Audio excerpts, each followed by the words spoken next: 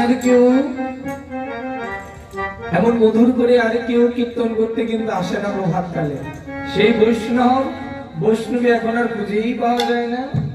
দেখো দেখো আজ গৌর জেগে উঠলেন।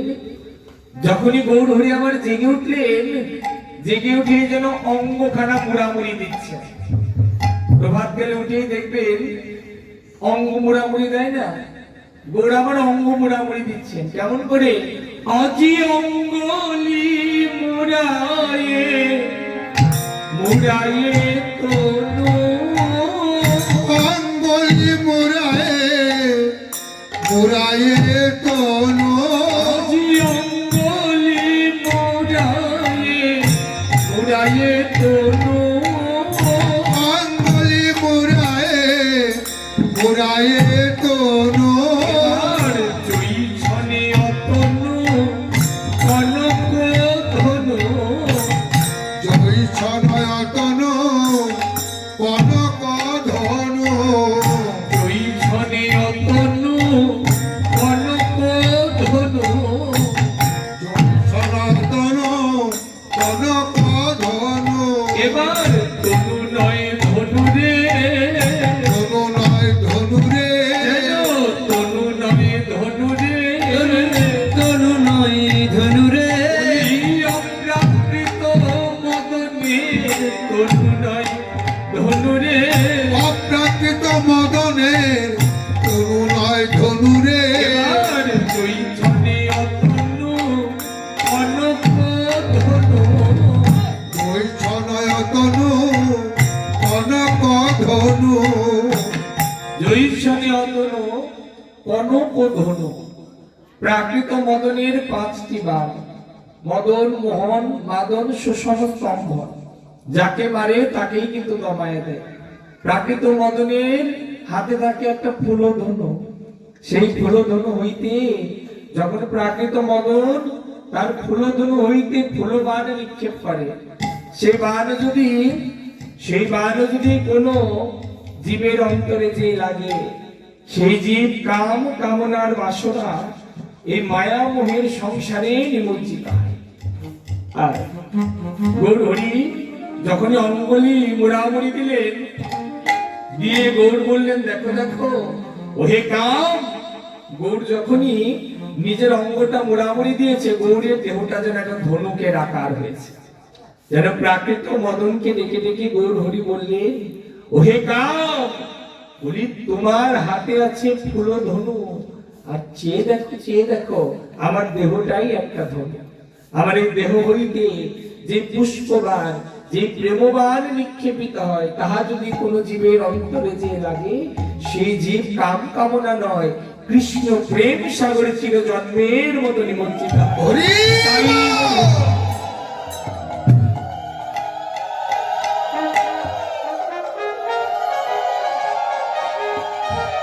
গৌর জেগে উঠলেন। এক পারিষদ গৌরের হস্তে এক পাত্র সুবাসিত গঙ্গা জল দিলেন।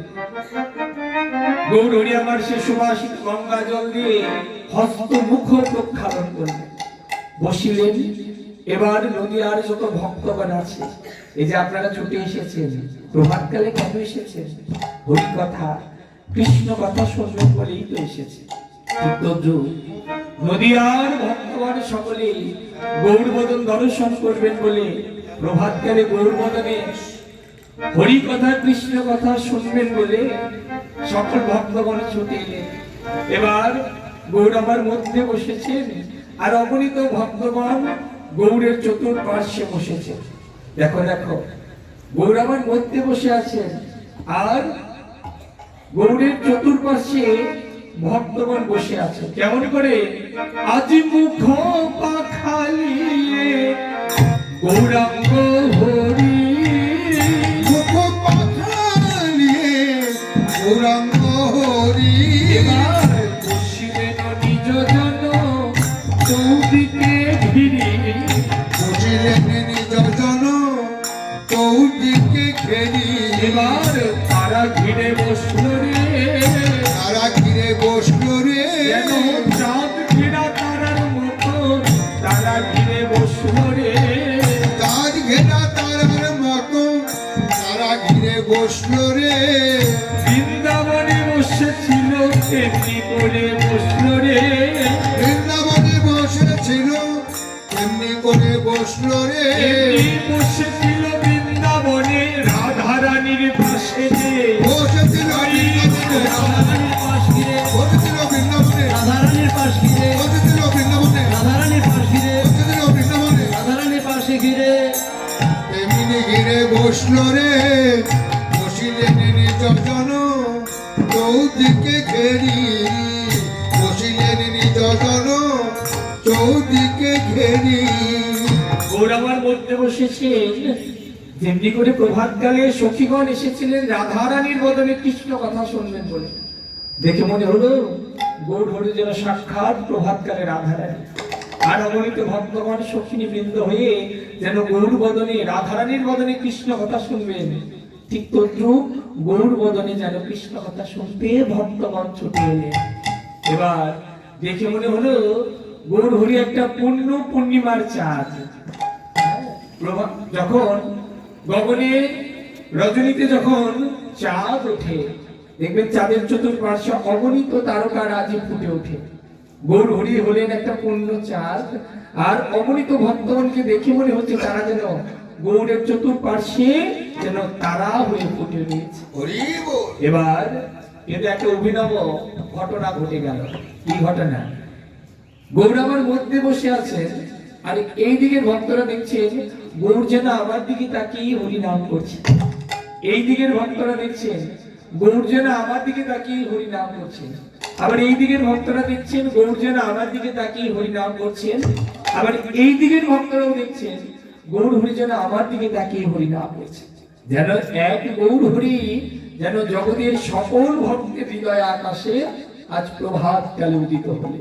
দেখো দেখো আজি নদিয়া নগরে হেন বিলা নদিয়া নগরে হেন বিলা এবার নদিয়া নগরে হেন বিলা নদিয়া নগরে হেন বিলা এবার যদুনাথ হেরে কলায়ের পাড়া যদুনাথ রে বলায়ের পার এবার যদুনাথ হেরে কলায়ের পাড়া যদুনাথ রে বলায়ের পার গৌর আমার জেগে উঠলেন, জেগে উঠে হরি কথা বলছেন।